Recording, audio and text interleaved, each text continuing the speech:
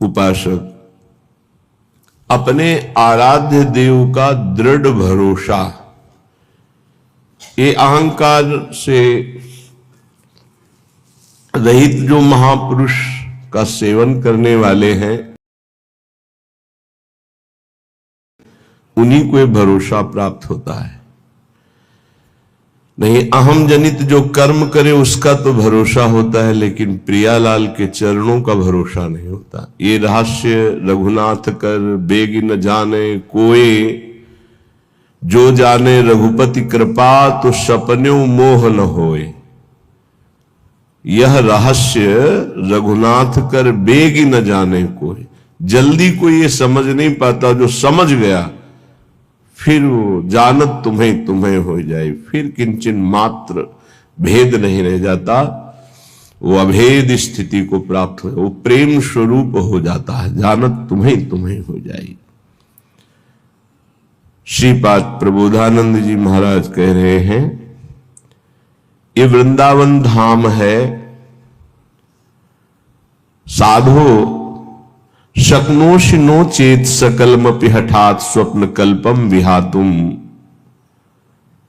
तर्हि त्वं ध्याय वृंदावन मनुषौ अथोपाश्य वृंदावनेशौ, तन्नामान्येव नित्यम जप सतत मथो तत्कथाम संसृणुष्व, श्रीमद् वृंदावन स्थानथ परिचर भो भोजनाच्छादनाद्यैः। इसमें साधो संबोधन करते हैं, अर्थात ये जन साधारण से ऊपर उठी हुई बात है। जो सतमार्ग में चल पड़ा है, जिसने निश्चय कर लिया है कि इसी जन्म में मुझे प्रिया प्रीतम की प्राप्ति करनी है, वो साधो ही हो गया। वो चाहे पैंट शर्ट में हो, चाहे वो धोती कुर्ता में हो, साधु का तात्पर्य उसके स्वभाव से है। बाहरी वेश से केवल साधु नहीं माना जाता। वेश के साथ आचरण नहीं है तो वेश तो कालनेमी ने भी रख लिया था, वेश तो बहुत से कत्ल करके भी रख लेते हैं, वेश तो बहुत से चोर और ठग भी रख लेते हैं। वेश रखने में कितने मिनट लगता है, थोड़ी देर के लिए वेश रखा, फिर सांसारिक वेशभूषा में फिर ऐसे विचरण कर रहे। कई ऐसे प्रसंग पाए गए। वेश का खास महत्व आचरण से है, यदि आचरण नहीं तो वेश का कोई खास महत्व नहीं है। साधो सकनोषि नो चेत सकलमपि हठात स्वप्न कल्पम विहातुम। अय साधो, अय उपासक, तू इतना बात समझ ले कि जितना तू इस संसार का वैभव सुख देख रहा है, एक स्वप्न है, स्वाप्निक है, काल्पनिक है, सत्य नहीं है। हे साधो, सकनोषि नो चेत सकलमपि हठात स्वप्न कल्पम विहातुम। यदि तुम मेरी बात मान सको और ऐसा कर सको, क्या ये जितनी भी भोग सामग्री, जितने भी भोग प्रक्रियाएं, जितना भी वैभव, ये एक स्वाप्निक है। श्रीपाद जो कह रहे हैं वो भगवान शंकर पहले ही बोले, उमा कहूं मैं अनुभव अपना, सत हरि भजन जगत सब सपना। बड़े बड़े महापुरुषों ने कहा, ब्रह्म स्तंभ पर्यंतम सर्वम मायामयम जगत सत्यम सत्यम पुनः सत्यम हरेर नामैव केवलम। भगवान नाम केवल सत्य और सब झूठा है। ये जो आज दिखाई दे रहा है कल नहीं रहेगा, जो कल नहीं था वहां आज कुछ और दिखाई दे रहा है। बड़ा विचित्र माया का खेल है, ये काल्पनिक है, स्वाप्निक है। तरही तुम ध्याय, तुम ध्यान करो। किसका? बोले वृंदावन मनुष्यम अथो उपास्य, जो वृंदावन में रात दिन जिनकी उपासना होती है, श्यामा श्याम, इनका तुम ध्यान करो। इस संसार का चिंतन मत करो, ये काल्पनिक है, ये स्वाप्निक है, ये नष्ट होने वाला है। बोले बहुत कठिन है प्रिया प्रीतम का चिंतन करना, श्यामा श्याम का चिंतन करना। तो बोले वृंदावनेशौ, वृंदावन आ जाओ, यहां आध्यात्मिक पावर तुम्हारे हृदय में जागृत होगा। बहुत बड़ी सामर्थ्य है धाम की। तुम्हें सत्संग मिलेगा। जब भगवान विशेष कृपालु होते हैं तब सत्संग में भेजते हैं। कोई कोई कृपा की अवहेलना करके सत्संग से लाभ नहीं ले पाते हैं। कोई बिरले होते हैं जो सत्संग रूपी अमृत का पान करते हैं। क्या सत्संग रूपी अमृत से मिलता है? बोले तन नामान्य व नित्यम जप, अन्य नहीं, तन नाम। तन नाम श्यामा श्याम का, जहां कहा तरही त्वम ध्याये, श्यामा श्याम का ध्यान करो। कौन? वृंदावन मनुष्यम अथो उपास्य। वृंदावन में रात दिन जो उपास्य देव है, जिनकी उपासना होती, तरही त्वम ध्याये, उनका ध्यान करो, श्यामा श्याम का। बोले बड़ा कठिन है, कैसे ध्यान करूं? तो बोले वृंदावनेशौ, आओ वृंदावन, और वृंदावन में रसिकों का संग करो तो तन नामान्येव, तुम्हारे हृदय में अन्य भाव हट करके नाम में प्रीति होने लगेगी। तन नाम राधा राधा, राधा वल्लभ श्री हरिवंश, राधा वल्लभ श्री हरिवंश। नित्यम जप, नित्य जप, तो तुझे दिखाई देने लगेगा कि संसार स्वाप्निक है। सतत मथो तत्कथाम संसृणुस्व, तू निरंतर सत्संग सुन, भगवत चर्चा सुन। इसका बहुत बड़ा प्रभाव पड़ता है। बड़े बड़े चोर भगवत प्राप्त हो गए, हिंसक भगवत प्राप्त हो गए सत्संग से। सतत मथो तत्कथाम संसृणुस्व। देखो भगवान की विशुद्ध कृपा का फल आप अपने ऊपर। आप यहां 2 बजे से 2:30 बजे से 3 बजे से ऐसे तैयार होकर पंक्ति में खड़े रहते हैं। जो सत्संग सुनने के रसिक जन हैं, 4:15 बजे से सत्संग प्रारंभ हो जाता है। आप लोग यहां आकर के केवल वो वार्ता ही तो सुनते हैं ना, लौकिक वस्तु तो कोई नहीं मिलती कि बाद में प्रसाद मिलेगा। ये है भगवान की विशुद्ध कृपा कि आप अपनी नींद का त्याग करके, आराम का त्याग करके, शरीर सुख का त्याग करके भगवत सुख के लोलुप होकर सत्संग में बैठे। ये केवल भगवत कृपा है, केवल भगवत कृपा। बिनु सत्संग विवेक न हुई, और राम कृपा बिनु सुलभ न सोई। भगवान की कृपा से ये सुलभ। कितने सत्संग में सुन रहे हैं, कितने भारतवासी हैं, कितने हैं? विचार करो, 140 करोड़। कितने लोग सुन रहे हैं, या कितने यूट्यूब से सुनेंगे? उनमें से कितने पकड़ेंगे? भगवत कृपा पात्र ही सुन पाएंगे। सतत मथो तत्कथाम संसृणुस्व, भगवत प्रेमी महात्माओं के मुख से भगवत चर्चा सुनो, प्रिया प्रीतम का नाम जप करो। और बहुत जोर की बात कर रहे हैं, अगर नाम में प्रीति नहीं हो रही, भगवत चर्चा सुनने में प्रीति नहीं हो रही, तरही तुम ध्याये वृंदावन।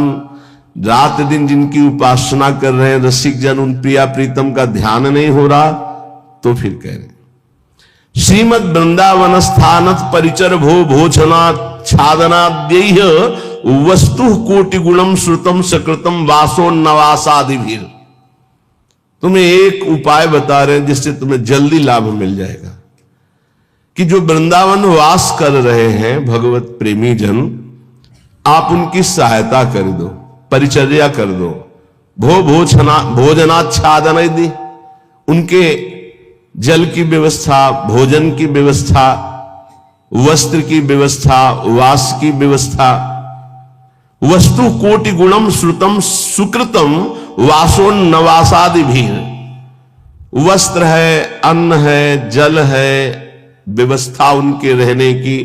तो बोले जो ऐसा करता है तो अन्य जगह से करोड़ गुना बढ़कर उसको यहां लाभ मिलता है। वस्तु कोटि गुणम श्रुतम सुकृतम। सुकृतम माने तो पुण्य। जैसे आप गांव में अपने 50 को भोजन पवावे और फिर संगम प्रयागराज तीर्थ में जाके भोजन, तो बहुत बड़ा अंतर हो गया। फिर काशीपुरी में, द्वारिकापुरी में, अयोध्यापुरी में, मथुरापुरी में, कांचीपुरी में, अवंतिकापुरी में, इनमें पवाएं तो उससे भी बहुत बड़ा अंतर पड़ा, बड़ा लाभ मिलेगा।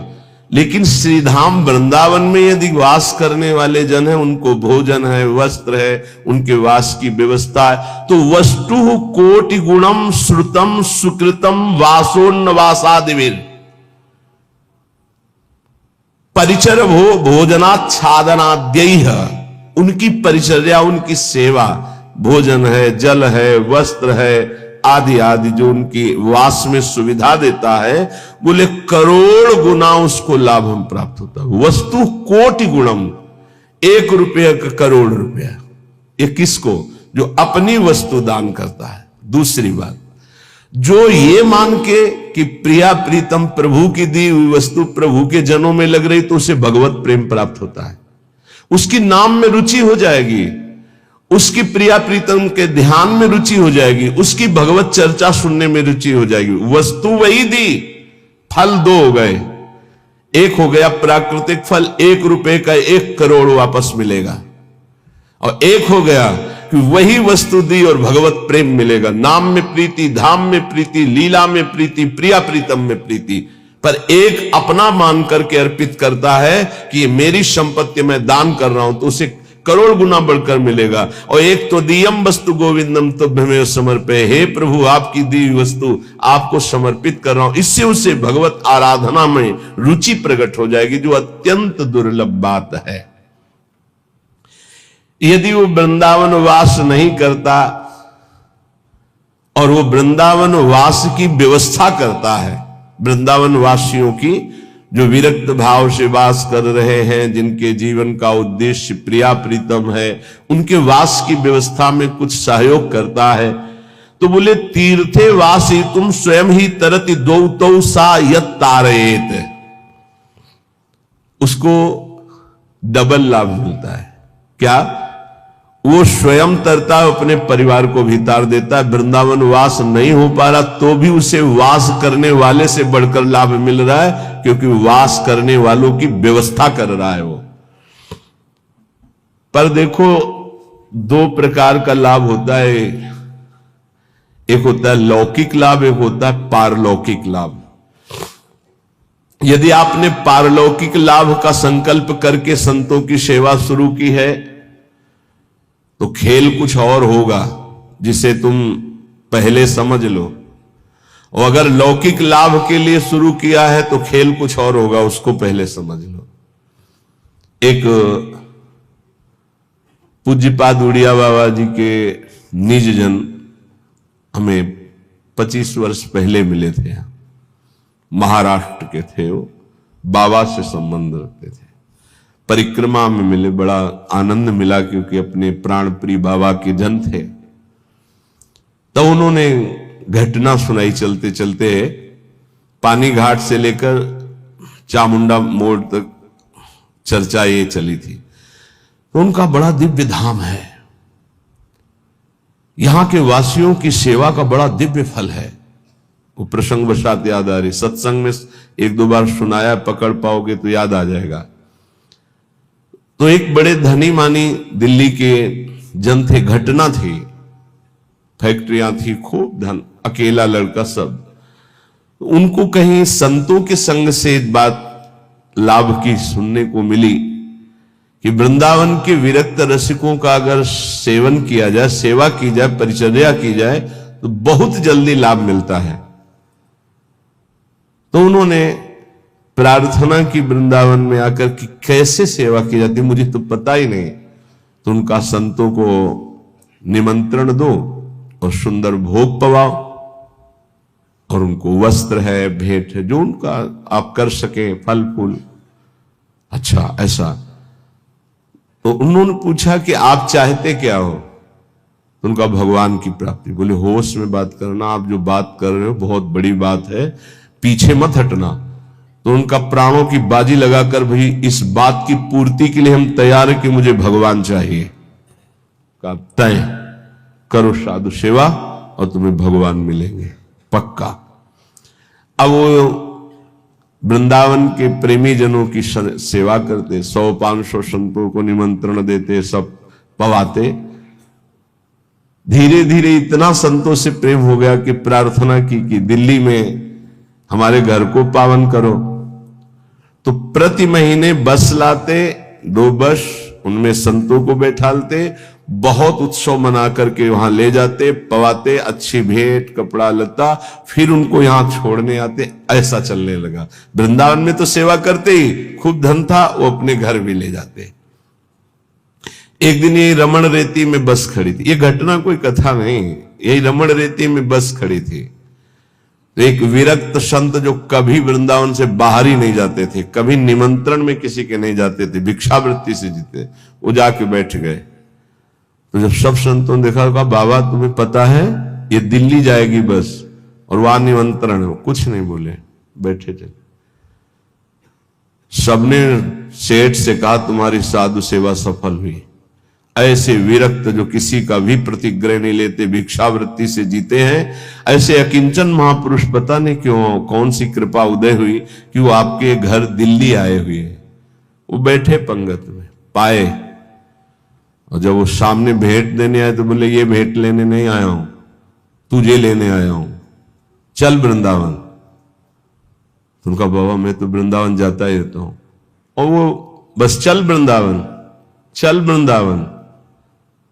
तो बाबा वो तो वृंदावन जाता ही रहता हूं, अभी चल सकता हूं आपके साथ, पर वो और उत्तर नहीं, चल वृंदावन। अब संतों की एक अलग भाषा होती है, उसे समझना कठिन। भेंट नहीं ली, चल वृंदावन। सबको भेंट दी, फिर सब बैठे, विदा हुए, आए। उसी दिन एक्सीडेंट हुआ और उनका पुत्र राधेश्याम। अब हाहाकार मच गया, क्योंकि वही उनके ऐश्वर्य का अधिकारी था। भारी अंदर उच्चाटन पैदा हुआ, कुछ अच्छा न लगने लगा। साधु सेवा, भगवत भाव सब पानी में। बड़ा निष्ठा रखना मुश्किल है। जब ये खबर वृंदावन आई तो वही संत गए जो हमें चर्चा सुना रहे थे, और जाकर उनसे कहा कि ए भाई, वो ऐसे नहीं आए थे, वो जो विरक्त आए थे, वो आपको भगवान की प्राप्ति कराने आए थे। चलो वृंदावन, आप अश्रद्धा मत करो, ये आपके लिए बहुत बड़ा योग बना है, तुम्हारा पुत्र भगवत प्राप्त हो गया है। शरीर पूर्व प्रारब्ध कर्म के अनुसार एक्सीडेंट से छूटा, पर वो भगवत प्राप्त हुआ। शरीर का हेतु जो छूटने का होता है बड़े बड़े महापुरुषों को होता है। जैसे पूज्य बक्सर वाले मामा जी, बड़े महापुरुष, भगवत कीर्तन होते हुए जा रहा था और एकदम एक्सीडेंट हुआ और बोले राधा, बरसाने से दर्शन करके जा रहे थे कहीं भगवत संगोष्ठी में, शरीर पूरा। तो शरीर का हेतु पूरा होना उसकी गति से मतलब नहीं रखता। बोले तुम्हारा पुत्र परम गति को प्राप्त हुआ है। अब वो सब मिटिया मेट कर दिया, सब बेच बाच करके सब संतों में बांट दिया। वृंदावन आकर पति पत्नी भगवत प्राप्त हो गए। वो बात उन संत भगवान ने सुनाई। ये कब होता है? डरना मत, मुझे भगवान चाहिए, मुझे भगवान चाहिए। क्यों ये भगवान चाहने वालों के साथ ऐसा क्यों होता है? क्योंकि ये भगवान ही सब रूपों में है। वो कहते मेरे इन रूपों को तो तुम्हें पसंद, आओ मेरे सच्चिदानंद रूप में आओ। तो सबकी ममता ताग बटोरी तुम नहीं कर सकते, वो बटोर लेते, आओ मेरे सिवा रह नहीं गया कोई। ये कृपा होती है। हे युधिष्ठिर, जिस पर मैं कृपा करता हूं उसका सबसे पहले प्रियजनों से वियोग कराता हूं और धन का अपहरण कर लेता हूं और किसी का भी किसी योग्य न रखकर, किसी काम लायक न रखकर उसे ऐसा कर देता हूं कि सिर्फ मेरा ही भरोसा, मेरा ही आश्रय। तो एक शब्द में कहा, उसका सर्वनाश कर देता हूं। आओ होली खेलो। सर्वनाश की होली खेलना हो तो श्री कृष्ण से प्यार करना। डर गए ना? डरना मत। सर्वनाश का मतलब है तुम्हारी मृत्यु का नाश, तुम्हारे काम, क्रोध, लोभ, मोह, मद, मत्सर, हर विकार का नाश। और सच्चिदानंद स्थिति में ऐसा नहीं है कि सबके धन का अपहरण कर ले। अम्बरीश जी चक्रवर्ती सम्राट, दशरथ जी चक्रवर्ती सम्राट, वृषभानु जी, नंद बाबा, बड़े बड़े महाभागवती हैं जिनके आंगन में भगवान घुटने के बल खेल रहे। कभी कभी भक्तों के अनेक जन्मों के संस्कार को भस्म करते हुए माया समेट लेते हैं। यही माया है, मैं और मोर तोरते माया। तो यहां कह रहे हैं जो अपनी वस्तु मानकर दान करता है उसे करोड़ गुना बढ़, ये अच्छा लगता है नहीं, ये अच्छा लगता है। एक देव करोड़ भंजाओ, और दूसरा है आपकी वस्तु आपको समर्पित, वो सीधे आपको प्राप्त करेगा प्रभु को अनंत काल तक के लिए। महान वैभव संपन्न सुख संपन्न प्रभु के समीप, जो हमारे प्रीतम है, जिनके हम अंश है, वास्तविक जो हमारे संबंधी है। ये तो सब संबंध का नाटक है, वास्तविक सत्य संबंध हमारा प्रभु से है। तो श्रीपाद कह बहुत सुंदर उपाय बता रहे, साधु सकनोश, यदि तुम ऐसा कर सको, संपूर्ण संसार स्वाप्निक है, इसका त्याग कर प्रिया प्रीतम का ध्यान करो। बोले बड़ा कठिन, कैसे करूं? बोले आओ वृंदावन रसिकों का संग करो, तन नाम जप, उनका नाम जप करो, नाम कीर्तन करो, लीला कथा सुनो, तुम्हारी प्रीति हो जाएगी प्रिया प्रीतम में। बोले बहुत कठिन है, इसमें भी मन नहीं लगता। तो फिर ऐसा करो, जो वृंदावन वासी विरक्त जन, उनको भोजन कराओ, उनके वस्त्र की व्यवस्था करो, उनके वास की व्यवस्था करो, उनके वास की सुविधा दो। वस्तु कोटि गुणम श्रुतम सुकृतम वासोन्न वासादि भी, वस्त्र और वास आदि की व्यवस्था, भोजन भोजनाच्छादन की व्यवस्था। तो बोले वास ही तू स्वयं ही तरते, वो स्वयं तर जाएगा। और दो तो स यत तारेत, और दो को तार देगा, आगे की पीढ़ी और पीछे की पीढ़ी, उनको भी तार देगा। प्रेमानंद रसात्म धामनि परे वृंदावने वासको, त्वाश्चर्याम वृषभानुजा प्रियरतिम प्राप्नोत्यनायासतः। अनायास से प्रिया प्रीतम के चरणों में प्रीति प्राप्त हो जाएगी, जो वृंदावन वासियों से प्रीति करते हैं। पूज्य श्री मथुरा दास जी के वचन, बहुत बड़े महापुरुष थे। वो कहते थे कि ए जी, हम तुमको एक गुप्त बात बताएं, तुम किसी वृंदावन वासी से ऐसा प्रेम कर लो कि वो तुम्हारी याद करे। वो भगत नहीं आया, बस जान लो कि प्रिया प्रीतम जरूर तुम पर रीझ जाएंगे, कोई यहां का वासी तुम्हारी याद कर ले। अब ऐसे नहीं कि हमारी याद कर लेना, ऐसे आचरण करो कि वो तुम्हारी याद करे, ऐसी प्रियता बढ़ाओ कि वो तुम्हें अपना कहे।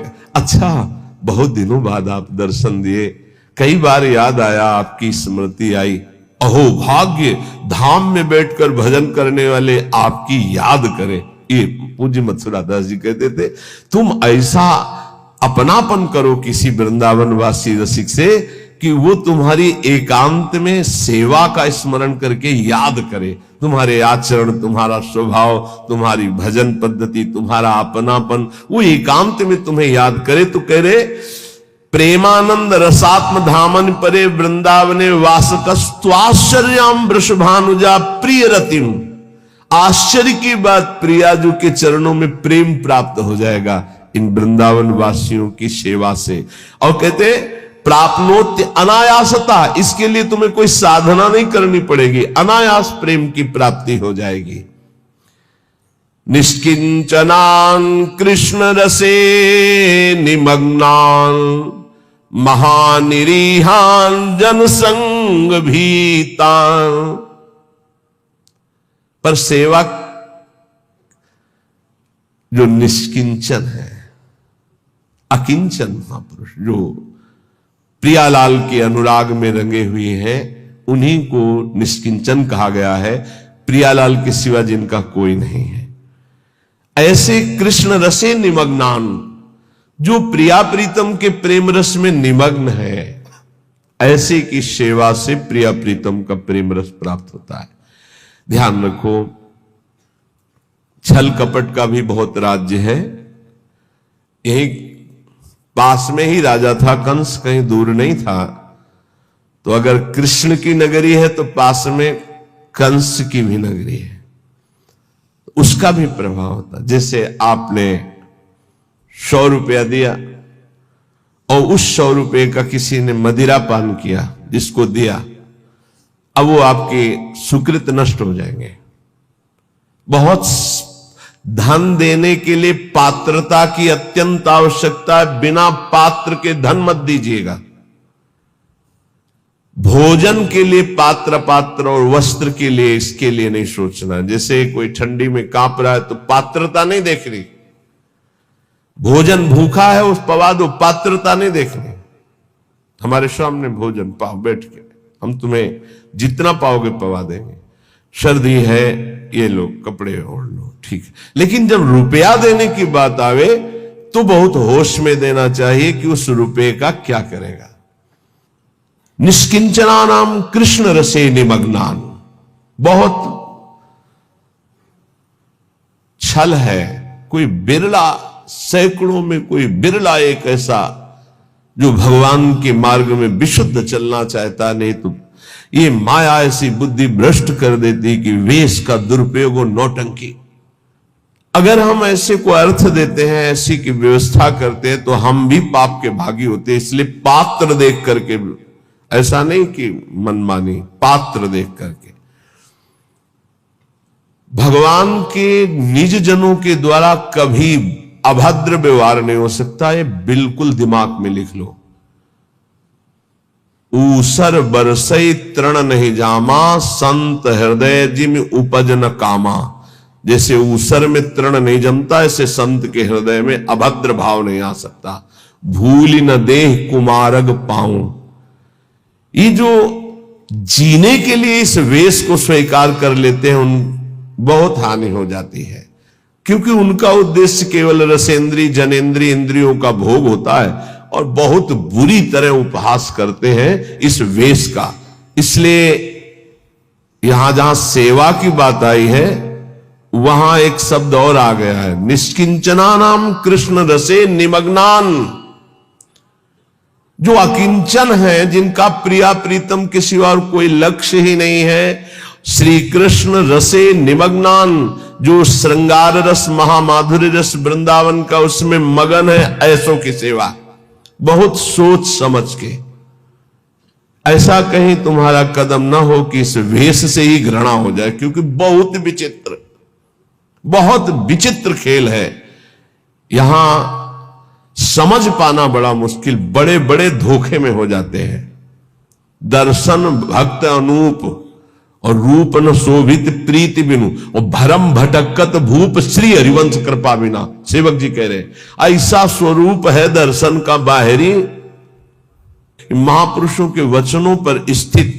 हम बहुत सोच समझ कर संग करें, बहुत सोच समझ कर सेवा करें। श्री कृष्ण रसे निमग्नान, यहां धोखा नहीं है। जहां भगवत भक्ति है, जहां भगवत प्रेम है, पहली बात तो ये समझ लीजिए कि भगवान की प्रधानता रखने वाला मांग नहीं रख सकता, ये पक्की बात है। रोटी के सिवा, रोटी की मांग की हर संप्रदाय के आचार्यों ने अनुमति दी। भगवान शंकराचार्य अद्वैत सिद्धांत के, उन्होंने कहा भिक्षान्नम औषधम, औषधि की तरह भिक्षान्न से उदर पोषण। हमारे भूख लगेगो मांग खाऊंगो गिनोनो सांझ सवेरो, अन्यथा नहीं। ये धन की लोलुपता और श्री कृष्ण रस निमग्न, इसमें बहुत जमीन आसमान का अंतर है। बोले ठाकुर सेवा के लिए चाहिए, कब आदेश किया ठाकुर जी ने कि हमारे लिए तुम धन मांग करके लाओ? वो तो कह रहे मये मन आधत्सो मई बुद्धि निवेश है, मेरे में मन लगाओ, मेरे में बुद्धि लगाओ। है तुम्हारे पास तो चढ़ाओ, नहीं है तो एक अशोक का पत्ता लो और ऐसे लगा लो, सोने के मुकुट से भी बढ़कर ठाकुर जी राजी हो जाएंगे। पत्रम पुष्पम फलम तोयम ये में भक्त्या प्रेक्षति। समझने का विषय। कहीं अपने सत्संग में दान पुण्य की वार्ता नहीं होती, इसमें श्लोक आया, इसलिए उसको एकदम प्रकाशित करके कि हमें कहां सेवा करनी है। निष्किंचना नाम कृष्ण रसे निमग्नान वासयितु, जो श्री कृष्ण रस में निमग्न होकर अकिंचन भाव से प्रभु में जैसे प्रभु रखे, जैसे प्रभु चलावे, जिनका उद्देश्य भगवत प्रेम, उनकी सेवा से वस्तु कोटि गुणम श्रुतम सुकृतम वासोन्नवासादि भोजनाच्छादनई, भोजन वस्त्र वास इनकी व्यवस्था से करोड़ों गुणा बनकर लाभ मिलता है, या भगवत भजन में रुचि होती। दो बातें अलग अलग। महानिरीहान जनसंग भीतान, ऐसे जो जन संसर्ग से डर करके एकांत में भजन में रहते हैं, उनकी सेवा मिल जाए, बड़े अहो भाग्य। वृंदावन स्थान वसनासनाद्यैर सेवतेशो वसेत तदीशो। सैया, वस्त्र, भोजन, इनकी सेवा यदि हो जाए तो बोले वसेत तद ईशो, यहां के ईश जो श्री प्रिया प्रीतम है उसके वशीभूत हो जाते हैं। ऐसे रसिकों की, ऐसे अकिंचनों की, ऐसे भगवत भक्तों की सेवा का बहुत बड़ा महत्व है। थोड़ी सी भी सेवा प्रभु के जनों की बन जाए तो प्रभु बिक जाते हैं, हरि अधीन हो जाते हैं। पर बस ध्यान रखना, तुम्हारी वस्तु शुद्ध होनी चाहिए, तुम्हारा भाव शुद्ध होना चाहिए, और जहां दान किया है, जहां सेवा की है, जहां वस्तु दे रहे हैं, वो पात्र होना चाहिए उस बात का। दो बातों के लिए कभी पात्र नहीं देखना है, जल, भोजन और वस्त्र, इन दो के लिए पात्र हम नहीं देखते हैं। कभी ऐसा कोई तड़प रहा है औषधि, अब पात्र नहीं देखना, उसकी औषधि करा। अर्थ देना है, व्यवस्था करना है तो देखना है ये हमारे अर्थ का सदुपयोग यहां होगा या दुरुपयोग होगा। कानपुर की एक बहुत धनी माताजी नैमिषारण्य पूज्य स्वामी नारदानंद सरस्वती जी, उनके पास गए। ऐसे महामहिम बहुत ज्ञानी महापुरुष थे, बड़े ही सिद्ध चमत्कारी महापुरुष। एक बार उनको संगोष्ठी में पहुंचना था तो बैठे हुए थे, गाड़ी फेल हो गई। वो जीप जिसे कहते, जीप उस समय चलती थी, पर्दा लगे, वो जो महिंद्रा ऐसे कुछ नाम, ऐसे जीप चलती, वो रास्ते में बंद हो गई। अब वहां कई किलोमीटर तक कहीं कुछ सुधार का नहीं, और स्वामी जी को ठीक समय पे पहुंचने का अभ्यास था। समय बहुत, जो संत जन होते अपने समय का तो दंड लिए हुए थे। उनका स्टार्ट करो, बोले बहुत बार स्टार्ट करने का प्रयास किया, नहीं स्टार्ट हुआ। ऐसे दंड स्पर्श किया मशीन, बोले स्टार्ट करो, साबले स्टार्ट हो गई। नारायण नारायण, लक्ष्य में जहां पहुंचे दंड उठाया, मशीन बंद, उतरे, प्रवचन किया। सत्य ऐसे सिद्ध महापुरुष जड़ वस्तु में भी संकल्प से, जब चबूतरा चल सकता है तो गाड़ी कैसे नहीं चल सकती। भजन का एक अद्भुत प्रभाव होता है। उनके पास 1 रुपया, और कहा महाराज मैं गरीब हूं, 1 रुपया से चाहते हो आपके नैमिषारण्य में जितने आश्रम में, किलोमीटर में आश्रम है, वो सब संत पाए, ऐसा हो सकता है? उनका हाँ माता जी बिल्कुल हो सकता है। भंडारी को बुलाया, बोले 1 रुपया। उस समय नमक 1 रुपये का 5 किलो मिलता था, वो जो टोरा वाला नमक होता है, 1 रुपये का 5 किलो नमक मिलता था। 5 किलो नमक में तो पूरा नैमिषारण्य का भोजन बन जाएगा। 5 किलो नमक तो थोड़ा पड़ा। बोले एक नमक लाओ 1 रुपये का, और सब भंडार में सब्जी दाल सब में नमक इन्हीं माता जी का पड़ेगा। माता जी आप भी प्रसाद पाएगा। पाया, प्रसाद पाने के बाद का थोड़ी भेंट देना चाहती है। तो उनका आप तो कहती थी गरीब है, हमारे पास 1 रुपया, भेंट तो दे दिया। बोले नहीं, वो तो केवल आपकी महिमा और स्वभाव को देखना चाहती थी कि आप कहीं फटकार कर मुझे भगा देंगे। 1 रुपया कोई भेंट होती है, ऐसा कहेंगे। और दूसरा प्रभाव कि आप 1 रुपये का क्या सदुपयोग करेंगे जिससे सब संतों के मुख में चला जाए। तो दोनों बातों में हमारा हृदय इस बात से कि अब हम जो देना चाहती हैं वो अधिकार है। कई करोड़ रुपए उन्होंने, क्योंकि बहुत धन्यवाद, ये पात्र देख करके उसका प्रयोग, अर्थ का दुरुपयोग कहीं ना हो जाए, ऐसे पात्र देख करके। अगर हम वृंदावन स्थान वसनासनाद्यैर यह सेवतेशौ वसयेत तदीशौ, यदि ऐसे निष्किंचन श्री कृष्ण रस निमग्न एकांत सेवन करने वाले महात्माओं की सेवा करते हैं, वस्त्र भोजन शय्या वास आदि की, तो कह रहे हैं प्रिया प्रीतम को वो वशीभूत कर लेता है। ये श्लोक के अनुसार है, अन्यथा पूरे जब से हितधाम से यहां तक के प्रवचन इस विषय की चर्चा भी नहीं होती। ये दान पुण्य का यहां हमारा कोई महत्व नहीं है। हमारा महत्व है मन को प्रिया प्रीतम में लगाओ, राधा राधा जपो, सबसे बड़ी बात यही है।